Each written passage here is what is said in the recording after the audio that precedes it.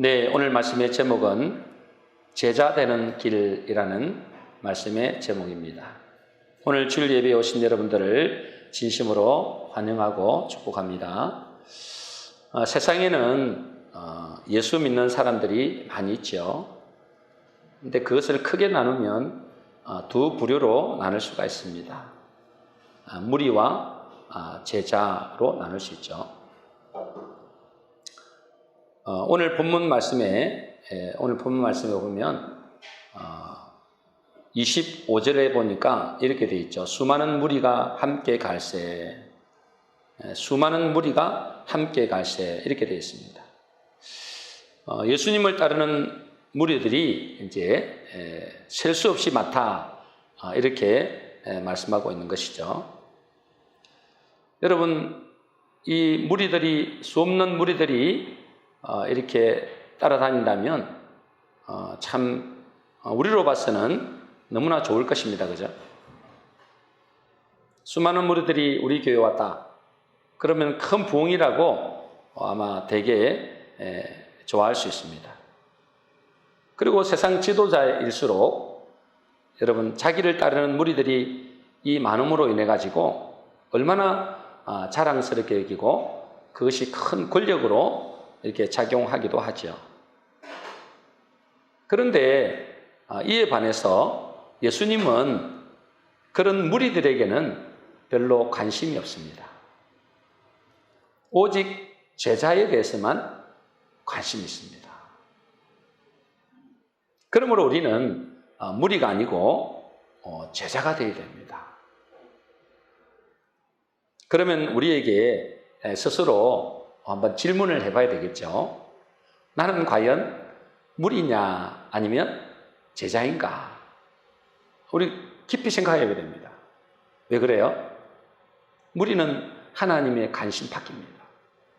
오직 제자만 하나님께서 관심을 기울이시다. 그럼 나는 무리냐? 나는 제자냐? 이것을 알기 위해서는 무리와 제자의 차이가 있습니다. 물론 여러 가지로 이야기할 수 있겠죠. 그런데 오늘 성경에 그 답이 나와 있습니다. 누가복음 14장 26절 같이 한번 읽어보겠습니다. 시작. 무릇 내게 오는 자가 자기 부모와 처자와 형제와 자매와 및 자기 목숨까지 미워하지 아니하면 능히 나의 제자가 되지 못하고. 예수님은 무리에 대해서는 언급하지 않으시고 제자에 대해서만 그 조건을 설명하고 있죠. 제자의 조건에 합당하지 않으면 자연스럽게 뭐가 되는 거예요? 이제 무리가 되는 겁니다. 제자는 어떤 사람이라고요? 제자는 자기 부모와 처자와 형제와 자매와 및 자기 목숨까지 미워하지 아니하면 능히 제자가 되지 못한다 했어요. 자기 부모를 미워하고 처자와 또 형제와 자매와 자기 목숨까지 미워해야만이 제자가 된다는 거예요. 그러면 이렇게 이제 질문할 수 있습니다. 그죠? 그러면은 가족을 사랑하면 안 되고 자기도 사랑하면 안 되는가? 라고 또 질문할 수 있겠죠. 그런 말이 아닙니다. 그죠? 여기서 미워하다라는 의미는 미워하다 그랬잖아요. 여기서 미워하다는 의미는 원어로 보면 미세오라 그럽니다. 미세오. 이것은 단순히 어떤 사람을 미워하다 이것이 아니고요. 덜 사랑하다 이런 뜻입니다. 우리는 그냥 번역이 그냥 미워하다라고 이렇게 번역이 되어 있는데 실제로는 뭐예요? 덜 사랑하다 이런 뜻입니다. 한마디로 말해서 뭐냐면 우선순위의 문제라는 거예요. 우선순위. 사람들은 가족을 사랑하고 또 자기를 사랑하는 것이 무엇인지를 잘 모릅니다. 뭐가 가족을 사랑하는 것이고 자기를 사랑하는 것인지 잘 모른다는 것이죠. 그저 육신적으로 잘해주는 것이 그것이 사랑인 줄로 압니다. 여러분, 예수님 없이 가족을 사랑하는 사람들은 어떨까요? 예수님 없이 가족을 사랑한다, 부모를 사랑한다, 자녀를 사랑한다. 그건 어떻게 사랑할까요? 예수님 없는 사람들이 부모님께 효도한다는 것은 뭐 기껏해야 그죠? 전화 자주 드리고 자주 찾아뵙고 또 옷도 사드리고 또 용돈도 많이 드리고, 물론 그것도 참 중요하고 또 당연히 우리가 마땅히 해야 될 일입니다. 그러나 그것이 사랑이다, 부모를 효도한다 라는 것은 또 다른 이야기죠. 그리고 자녀들을 사랑한다고 하면서 예수 믿지 않는 자들은 그들이 하는 일이 뭘까요? 자녀를 사랑한다고 하는데 그들이 하는 일은 예배나 기도보다도 공부가 더 우선입니다. 하나님 말씀 읽는 것보다도 오히려 학원에 가는 것이, 책을 더 한 권 더 읽는 것이 훨씬 중요하게 생각합니다. 그리고 뭐죠? 어떻게든 재산을 많이 모아가지고 자녀들에게 그 재산을 남겨주는 것이 자녀를 사랑하는 것이다 라고 생각합니다. 그것이 부모에게 효도하는 것이고 그것이 자녀를 사랑하는 것이라고 착각하는 거예요. 여러분, 이것은 잘못하면은 그 자녀를 뭐요? 자녀의 영혼을 죽이는 일인데도 불구하고 그것을 잘 모릅니다. 불신자들만 잘 모르는 게 아니고 교회 다니는 사람들도 잘 모르는 사람들이 많아요. 여전히 육신적인 불신자들처럼 그렇게 생각하는 사람도 많다는 거예요. 여러분, 진정한 사랑은 뭐죠? 진정한 사랑은 하나님을 사랑하고 예수 그리스도를 알게 해야 됩니다. 그래서 뭐 하라고요? 육신의 유산을 남겨주는 것이 아니고 영적인 유산을 남겨주는 거예요. 믿음의 유산을 남겨주고 기도의 유산을 남겨줘야 돼요. 그것이 진짜로 뭐요? 효도하는 것이고 자녀를 사랑하는 것입니다. 그래서 시편 91편 14절에서 16절 이렇게 되어 있습니다. 우리 같이 읽어보겠습니다. 같이 읽겠습니다. 시작. 하나님이 이르시되 그가 나를 사랑한 적 내가 그를 건지리라. 그가 내 이름을 안 적 내가 그를 높이리라. 그가 내게 간구하리니 내가 그에게 응답하리라. 그들이 환난 당할 때에 내가 그와 함께하여 그를 건지고 영화롭게 하리라. 하나님 뭐라 하신다고요? 그가 나를 사랑한 적. 하나님을 사랑할 때 어떻게 된다고요? 내가 그를 건지겠다. 그리고 그가 내 이름을 안 적 내가 그를 높이겠다. 그리고 뭐죠? 그가 내게 간구하는데 내가 그에게 응답하고 환난을 당할 때에 그와 함께하여서 그를 건지고 영화롭게 하겠다. 이것보다 그 축복이 어디 있겠습니까? 그죠? 그러니 부모에게 효도하고 자녀를 사랑하는 것은 먼저 뭐요? 하나님을 사랑하고 예수 그리스도를 알게 하는 것이 최우선 순위로 되어야 된다. 뭐 부모에게 효도하지 말고 자녀를 이렇게 공부시키지 말라는 것이 아니고 가장 우선은 뭐요? 우선순위가 하나님을 사랑하게 하고 또요 예수 그리스도를 알게 하는 것입니다. 그게 지금 이 말씀이에요. 자기 부모와 처자와 형제와 자매와 및 자기 목숨까지 미워하지 아니하면 너희 내 제자가 될 수 없다. 그러면 어떻게 하면 이것이 가능할까요? 어떻게 육신의 부모와 자식과 자기 목숨보다도 눈에 보이지 않는 그런 주님을 더 사랑하고 따라갈 수 있겠느냐 그 말이죠. 어떻게 해야 될까요, 여러분? 예수님은 눈에 보이지도 않습니다. 하나님은 눈에 보이지 않단 말이에요. 근데 이제요, 육신은 눈에 보이는 것이다. 어떻게 해야 육신의 부모보다 자기 목숨보다도 눈에 보이지 않는 주님을 더 사랑하고 따를 수 있겠는가? 오늘 본문의 말씀을 자세히 보면 무리들과 제자들의 공통점이 나와요. 제가 예전에 이 말씀을 묵상하면서 참 제가 은혜를 받았습니다. 무리와 제자들이 공통점이 있는데 무슨 공통점이냐 하니까 여러분, 무리와 제자들도 뭘 할까요? 예수님을 따를 때 똑같이 뭐냐면 계산을 한다는 거예요. 계산을 한다. 누가복음 14장 26절입니다. 우리 같이 읽어보겠습니다. 시작. 너희 중에 누가 망대를 세우고자 할진대 자기의 가진 것이 준공하기까지 족할는지 먼저 앉아 그 비용을 계산하지 아니하겠느냐. 읽고 계시죠? 네, 다시가 아니고 31절 같이 읽겠습니다. 시작. 또 어떤 임금이 다른 임금과 싸우러 갈 때에 먼저 앉아 1만 명으로서 저 2만 명을 거느리고 오는 자를 대적할 수 있을까 헤아리지 아니하겠느냐. 예수님이 이제 지금 이 말씀을 하시면서 육신의 부모와 자식과 자기 목숨보다도 눈에 보이지 않는 주님을 더 사랑하고 주님을 따를 수 있는 그런 말씀을 하시면서 이 말씀을 하시는 거예요. 어떻게 하면 그 주님을 따르겠냐는 거죠. 그러니 어째요? 무리와 제자들에게 똑같이 하는 것이 있는데 뭐 한다는 거예요? 계산한다는 계산. 둘 다 나름대로 계산을 해보는 겁니다.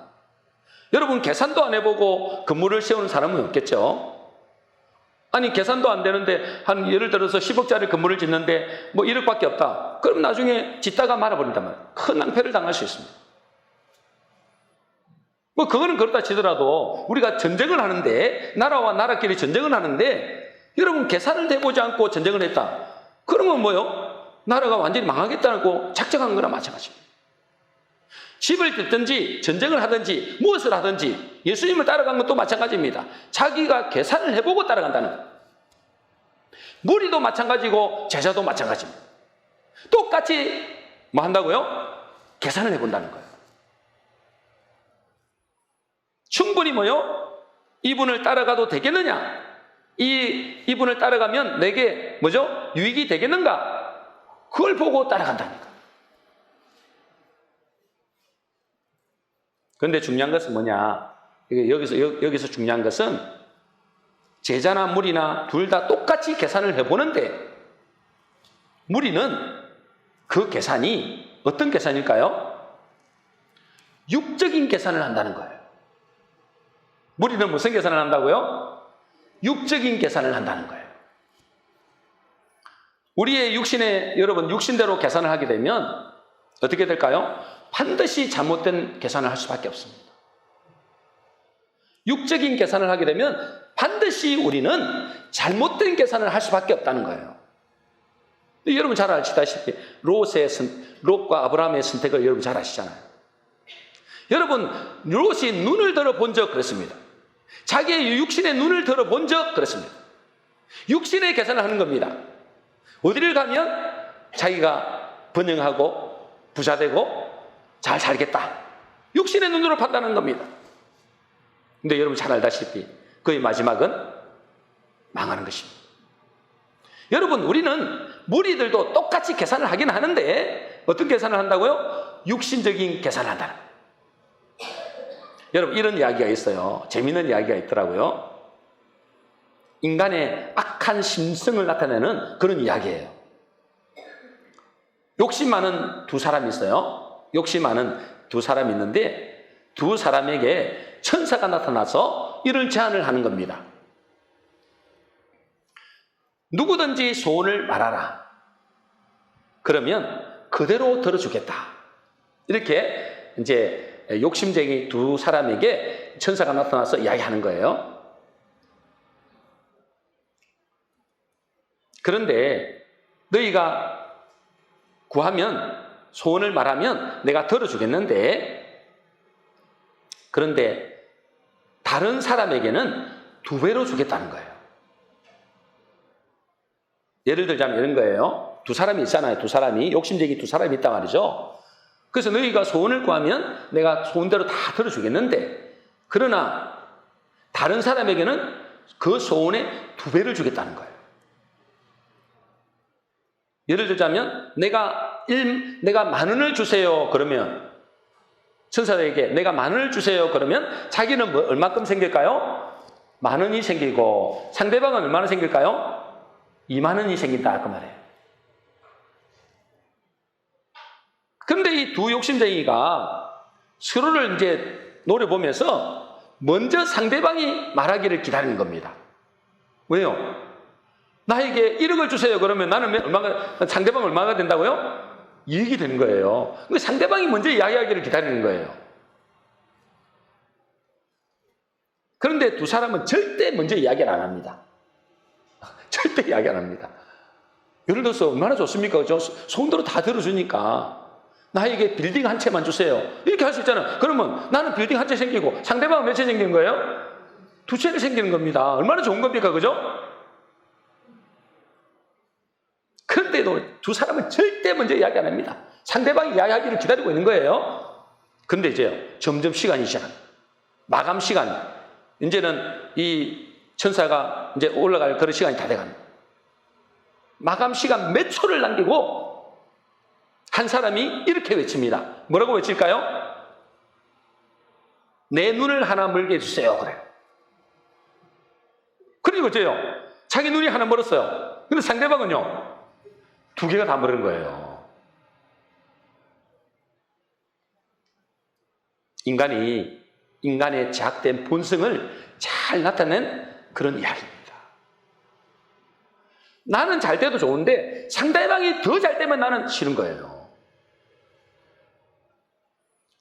여러분, 육신의 본성은 내가 하나 가지는데 상대가 두 개를 가지는 것을 용납을 안 돼요. 그래서 사촌이 뭐요? 돈을 사면 엄청 배가 아프잖아요. 그렇죠? 그게 인간의 본성이라는 거예요. 우리 육신의 본성이라는 겁니다.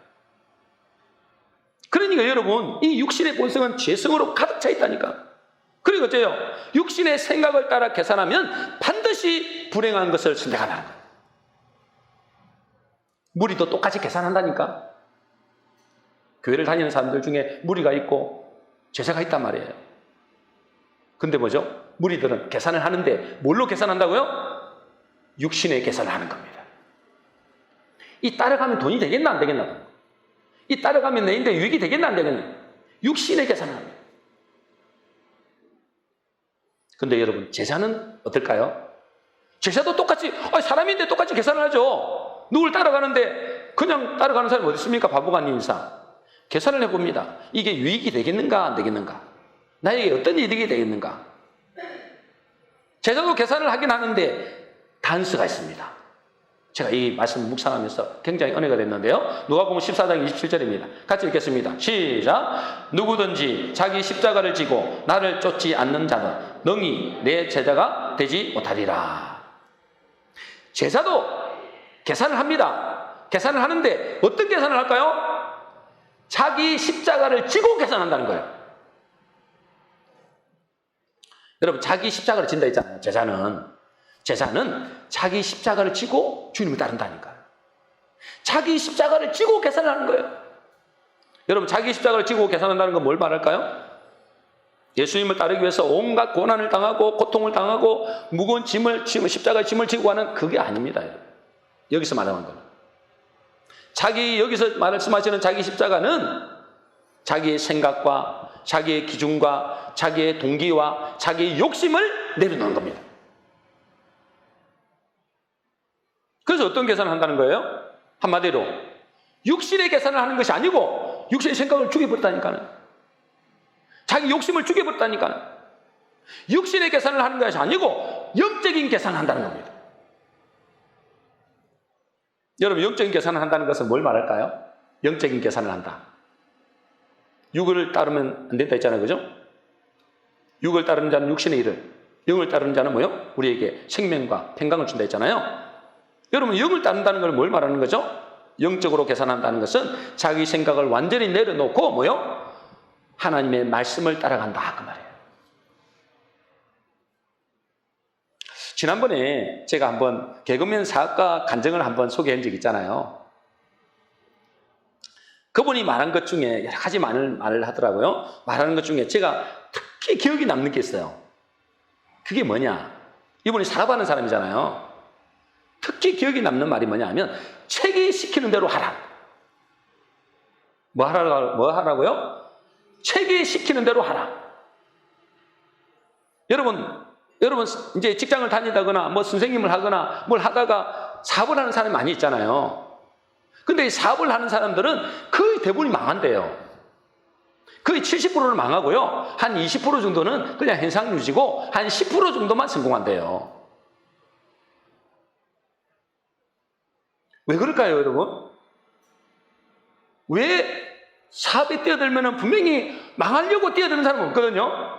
근데 자기는 분명히 잘 될 거라고 생각하고 사업에 뛰어들었는데 자기 재산을 투자를 했는데 결국은 7, 80%는 망한다니까요. 왜 그럴까요?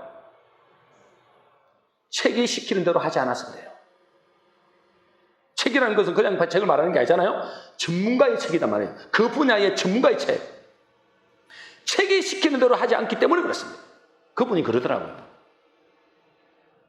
여러분, 책이 시키는 대로 하지 않는다고 망하나요? 왜 책이 시키는 대로 하지 않는다고 망할까요? 대체적으로 그렇다는 거예요. 대체적으로. 왜 그럴까요? 여러분, 사업을 할 때나 장사를 할 때 사람들의 마음이 뭘까요? 어떨까요? 사람들의 마음이 욕심이 들어갑니다. 욕심. 여러분, 욕심이 딱 들어가면 어떻게 될까요? 욕심이 들어가면은 제대로 볼 것을 못 봅니다. 그러니 자기가 생각하는 대로 하면 잘 될 것 같은데 실제로는 잘 안 되는 겁니다. 욕심이 들어가서 뭘 못 보는 거예요? 제대로 볼 것을 못 보는 거예요. 자기의 능력도 못 보고 자기가 지금 처해 있는 환경도 제대로 못 보고 지금 사업을 하면 그 환경과 현실을 분석해야 되거든요. 그걸 제대로 못 본다는 거예요. 욕심이 들어가니까. 뭐든지 잘 될 거라고 생각하는 거예요. 그 욕심이 자기의 눈을 가려버리는 겁니다. 여러분, 바둑이나 주식을 해본 사람들은 잘 압니다. 그죠? 저도 바둑을 조금은 뜹니다만, 조금 뜨는 게 아니죠. 거의 못 뜨는데, 한 10급, 12급? 이 정도 되는데요. 뭐, 뜨는 것도 아니죠, 그거는. 뭐, 여러분들 주식도 이제 하는 분들도 있을 거고, 또 해본 사람도 있을 겁니다. 바둑도 마찬가지입니다. 그죠? 옆에서 보면 잘 돌립니다. 잘 보여요. 근데 실제로 자기가 두어보면 이제요, 안 보인다니까. 왜 그럴까요? 욕심이 들어가면 안 보여요. 욕심이 자기 눈을 가려버려요. 그래서 사업하는 사람이나 작성하는 사람은 자기를 철저히 내려놓고 책이 시키는 대로 한다는 거예요. 그래서 그분이 그렇게 책을 4번 망하고 책이 시키는 대로 해봤더니 되더라는 거예요. 지금은 엄청나게 큰 사업을 합니다. 마찬가지로 우리도 주님을 따르는 것도 이거는 보통 일이 아닙니다. 그죠? 주님을 따르기 위해서는 자기를 철저히 내려놓는다. 자기 생각, 자기 기준, 자기 사랑을 내려놓아야 돼요. 그래서 철저히 뭘 따라가야 돼요? 말씀을 따라가야 돼요. 그것이 사는 길입니다. 그렇지 않으면 절대 제자가 될 수 없어요. 제자가 안 되면 어떻게 됩니까? 하나님과 상관없는 무리가 된다는 거예요. 여러분도 계산을 잘 하셔야 됩니다. 예수님을 따라갈 때 계산을 잘 해보셔야 된다니까. 근데 대부분 뭐죠? 육신의 계산을 하는 거예요. 영의 계산을 못합니다. 육신의 계산을 합니다. 저와 여러분들은 예수님을 따라가실 때 육신의 계산을 하는 것이 아니라 영의 계산을 하셔서 주님의 제자로 따라가시기를 주의 이름으로 축복합니다. 그러면 어떻게 해야 자기 십자가를 지고 주님을 따를 수 있을까요? 어떻게 해야 따를 수 있을까요? 이 말씀을 따라가는 게 이게 쉬운 게 아니잖아요. 어떻게 해야 될까요? 결론적으로는 영안이 열려야 됩니다. 뭐가 열려야 된다고요? 영안이 열려야 돼요. 육의 눈이 아니고 영안이 열려야 돼요. 영안이 열리면 기꺼이 십자가를 질 수 있습니다. 육신의 모든 소유나 자기의 목숨까지도 아끼지 않습니다. 영안이 열리면. 그러나 영안이 안 열리면 절대로 십자가의 길을 갈 수 없습니다. 자기가 손해보는데 어떻게 갑니까? 자기가 당장 죽을 것 같은데 어떻게 갑니까? 절대 못 갑니다. 영안이 열릴 때만이 자기 십자가를 지고 저 자식도 미워하고 자기 목숨도 미워하고 주님을 따라갈 수 있습니다. 왜 그럴까요? 진짜를 보기 때문에 그렇습니다. 진짜를 보는 거예요, 그때는. 제가 목회자의 어릴 때부터 제가 부름을 받았거든요. 근데 나이가 40이 될 때까지 주님의 그 부르심에 제가 응답을 못했습니다. 왜 그럴까요? 육신의 눈만 열린 거예요. 영의 눈이 안 열렸어요. 그런데 있잖아요. 제가 하나님의 때가 되면 하나님께서 은혜를 주셨어요. 그때 영의 눈이 열린 거예요. 여기 눈이 활짝 열렸습니다. 그러니 어떻게 되느냐? 주님의 부르심에 적극적으로 순종하셨습니다. 모든 것을 버릴 수 있었어요. 부모와 처자식과 내 목숨도 버릴 수 있었어요. 진짜로. 뭐 여기서 버린다니까 뭐 버린다 이게 아니잖아요. 버린다는 것은 뭘 말하는가요? 주님께 맡긴다 그 말이에요. 주님께 맡기겠더라. 처자식도 제 목숨도 주님께 맡길 수 있겠더라. 왜 그럴까요? 영적 실상이 보였어요. 영적인 눈이 열리니까 보이더라니까. 영적 실상이 보여지니까 그 어마어마한 영적인 축복이 실제가 되는 거예요. 그러니까 뭐예요? 이 세상의 육신적인 것들은 그 하나의 먼지 같은 거 아무것도 아닌 거예요. 여러분 그 먼지 같은 걸 막 모으려고 이렇게 애를 쓰는 거 바보가 어떻겠습니까? 영적인 실상이 딱 눈이 열리니까 그건 먼지와 같은 거예요. 아무것도 아닌 거예요. 그러니 이제요, 영적 실상이 보여지니까 무엇이 진짜 수지 맞고 무엇이 진짜 가치 있는 인지를 깨닫게 된 거예요. 그러니 이제요, 얼마든지 자기 십자가를 지고 주님을 따라갈 수 있다니까요. 그러므로 영적인 눈이 열린 사람이 올바른 계산을 할 수 있습니다. 영적인 눈이 열린 사람이 자기 십자가를 지고 따라갈 수 있습니다. 왜냐하면 보여졌기 때문에 그래요. 계산이 딱 됩니다. 아, 이거는 하나님을, 주님을 따라가는 것이 최고의 축복이구나. 이게 계산이 딱 나온다니까. 그러므로 영적인 눈이 열린 사람이 뭐죠? 참 제자가 될 수 있는 것입니다. 그러면 어떻게 영적 실제를 볼 수 있을까요? 영적 실제를 볼 수 있을까요? 우리는 근본적인 이게 부패한 존재입니다, 여러분. 우리는 부패한 존재예요. 그렇기 때문에 처음부터 제자는 존재하지 않는다고 봐도 무방합니다. 처음부터 무슨 나는 제자다 이렇게 따라가는 사람이 거의 없습니다. 여러분 예수님의 12 제자들도 사실은 처음에는 뭐죠? 무리 중 한 명이었어요. 한마디로 오합지졸이었단 말이에요. 그런데 그들이 언제 눈이 뜨느냐? 처음에는 안 그랬거든요. 그런데 그분들이 그 제자들이 주님을 계속 따라다니면서 주님의 말씀을 듣고 그 주님의 말씀에 또 순종해 볼 때 그들이 바뀌시는 거예요. 누가복음 10장 1절에 보면 이렇게 되어 있습니다. 우리 같이 읽어보겠습니다. 시작. 그 후에 주께서 따로 70인을 세우사 친히 가시려는 각 동네와 각 지역으로 둘씩 앞서 보내시며. 그렇죠? 이게 예수님이 뭐죠? 제자들을 말씀으로 계속 양육시키고 나중에는 실제 현장을 투입해 본단 말이에요. 그 하나님의 말씀을 듣고 그 하나님의 말씀이 실제로 능력이 있는지를 현장에 직접 가보게 하는 거예요. 그들은 그 말씀에 그대로 순종했습니다. 그때 제자들은 무엇을 경험했느냐? 누가복음 10장 17절입니다. 같이 읽겠습니다. 시작. 70인이 기뻐하여 돌아와 이르되 주여 주의 이름이면 귀신들도 우리에게 항복하더이다. 하나님의 말씀만 듣기만 하고 순종 안 한 게 아니고 그 듣고 그분을 따라가면서 그분의 말씀에 순종했더니 야, 이 하나님의 말씀이 보통 능력이 아니구나. 주의 이름이면 귀신들도 우리에게 항복하는 것이 여러분 보여졌다고 생각해보세요. 생명 걸어버린다니까. 물론 넘어질 때 있죠.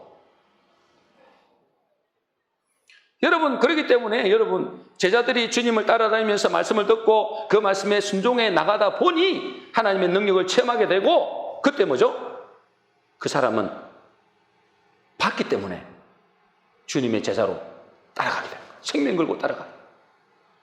물론 나중에는 주님의 약속의 말씀을 붙잡고 전혀 기도하다가 뭘 받았어요? 성령 받았잖아요. 성령 받으니까 그들의 눈이 완전히 열린 겁니다. 그러니까 완전히 생명 걸고 주님을 따라가게 돼요. 그러므로 중요한 것은 뭐죠? 우리가 예수님의 제자가 되기 위해서는 주님의 말씀을 듣는 일에 그로만 떠나면 안 되고 또 그 말씀을 따라 순종하는 법을 배워야 돼요.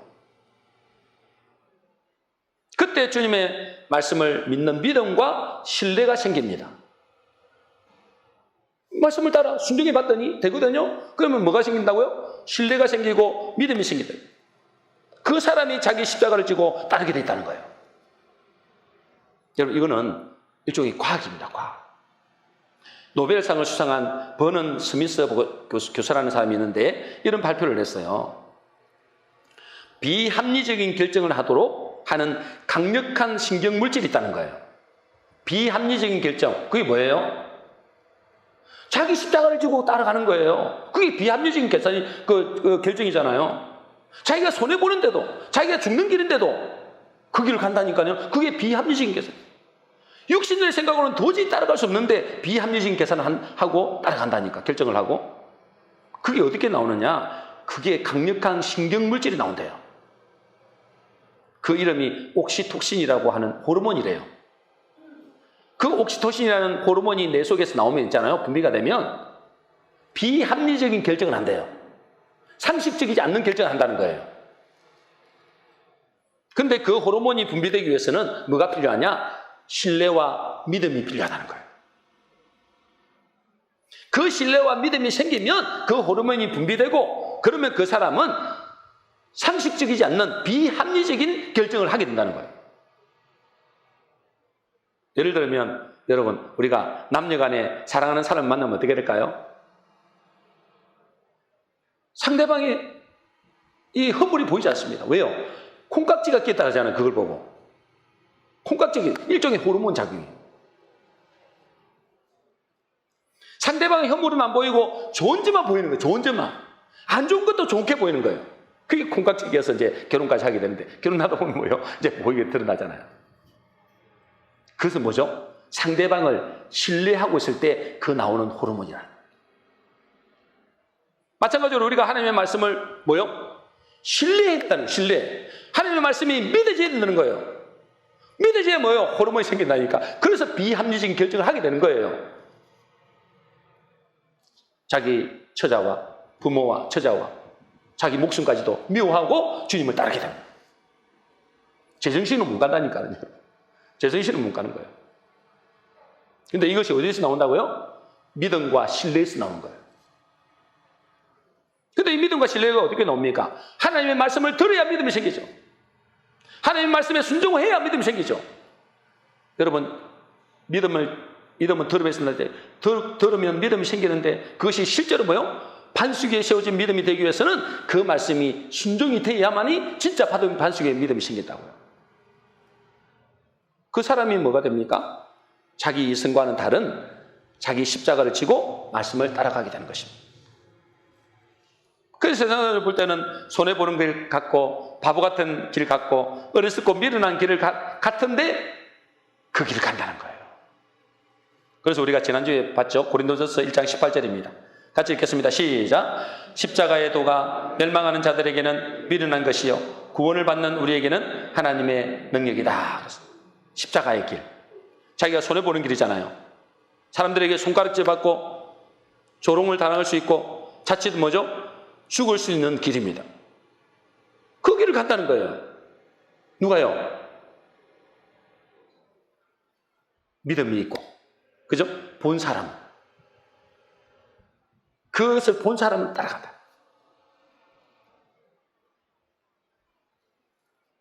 그냥 따라가는 것이 아니라 그 이후에 예비된 축복을 볼 수 있는 눈이 열린 사람이 따라간다.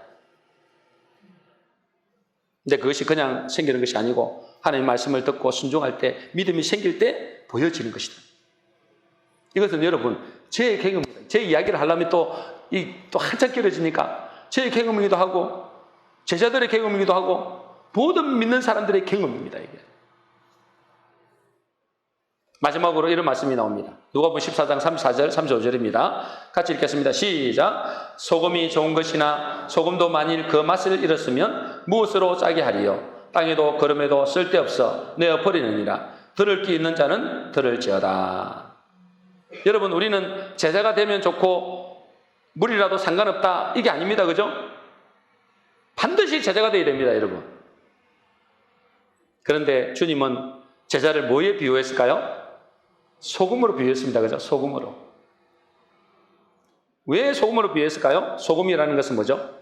소금이라는 것은 자기를 죽여야만이 음식의 맛을 내고 부패를 방지합니다. 그러니까 제자도 똑같은 거예요. 제자도 마찬가지잖아요.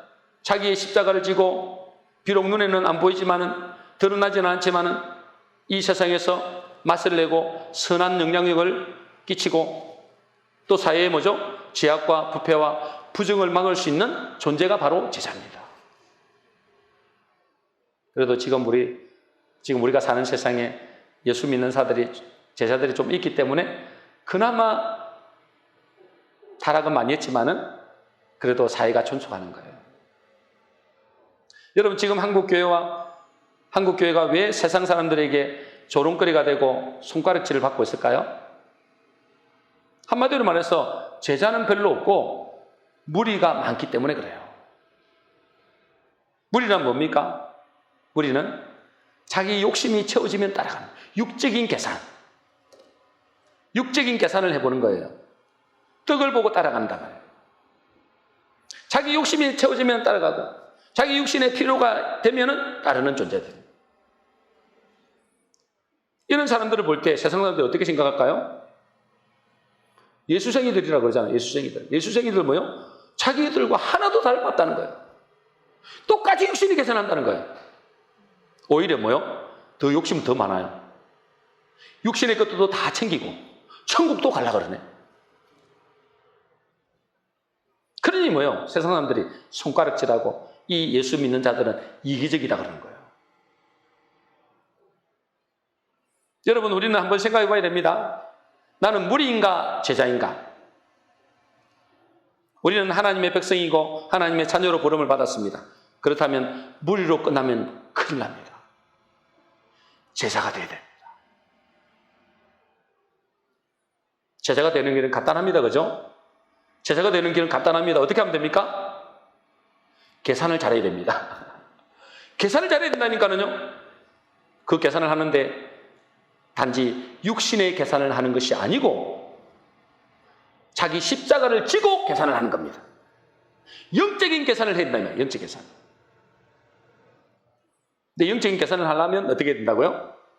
영의 눈이 열려야 돼요. 영의 눈이 열려야 계산을 하지. 영의 눈이 열려면 뭐 해야 됩니까? 영의 양식을 먹어야 됩니다. 영의 양식을 먹는다. 이게 뭐죠? 영의 양식을 먹는다. 말씀을 먹는다 이 말이잖아요. 말씀을 어떻게 먹습니까, 여러분?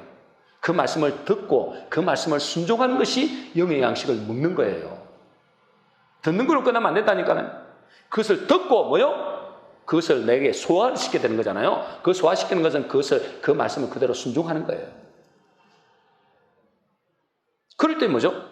영안이 열리고 영안이 열리면 영적인 계산을 잘 할 수 있습니다. 그러면 이 땅에 있는 것은 다 내려놓을 수 있습니다. 있는 것도 다 버립니다. 우리 모든 성도님들은 오늘 말씀을 잘 새겨 들으셔서 올바른 계산을 하심으로 제자의 길을 걸어가는 복된 성도 되시기를 주의 이름으로 축복합니다.